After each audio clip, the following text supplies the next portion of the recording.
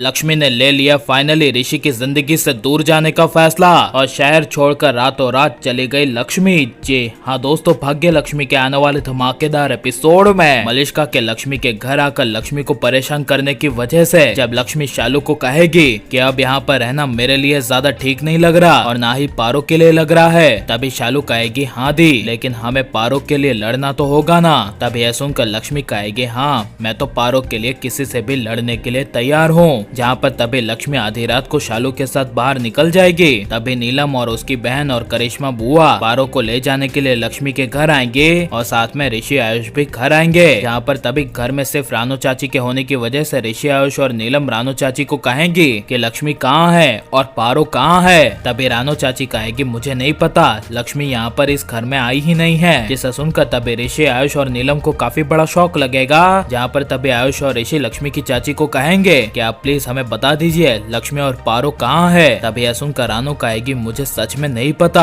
अगर पता होता तो मैं बता देती, लेकिन मुझे सच में नहीं पता कि वो तीनों कहाँ है। जिसे सुनकर तभी ऋषि लक्ष्मी चिल्लाकर लक्ष्मी को पूरे घर में ढूंढने लगेगा और लक्ष्मी ऋषि को कहीं नहीं मिलेगी। जहाँ पर तभी ऋषि आयुष नीलम और पूरा परिवार लक्ष्मी के घर से चला जाएगा और शालू लक्ष्मी आधी रात को जब बाहर से आएगी और रानू चाची लक्ष्मी को कहेगी थैंक गॉड तुम दोनों बाहर चली गई थी और अभी आई। यहाँ पर अभी अभी तुम्हारी बेटी पारो को ढूंढने के लिए ऋषि और उसका पूरा खानदान आया था, अच्छा है कि तुम तीनों यहाँ पर नहीं थी। और रानू चाची लक्ष्मी को समझाती हुई कहेगी बेटा लक्ष्मी अगर तू पारो को अपने पास सेफ रखना चाहती है तो तू एक काम कर, यहाँ से चली जा। सालों तक तुमने जिस जगह पारो को पाल पोस कर बड़ा किया था तुम लक्ष्मी वहीं पर चली जाओ, अपने गाँव चली जाओ। जिसे सुनकर तभी शालू कहेगी हाँ दी चलो हम वहीं पर चलते हैं, हम वहाँ पर थे तो ठीक थे। तभी लक्ष्मी कहेगी हाँ और कोई रास्ता नहीं बचा है और मैं पारो के लिए किसी भी सिचुएशन में कहीं भी रहने को तैयार हूँ। चलो शालू अपना सामान पैक कर लो, अब यहाँ से चलते हैं। जिसे सुनकर तभी शालू और लक्ष्मी अपना अपना सामान पैक करने लगेगी।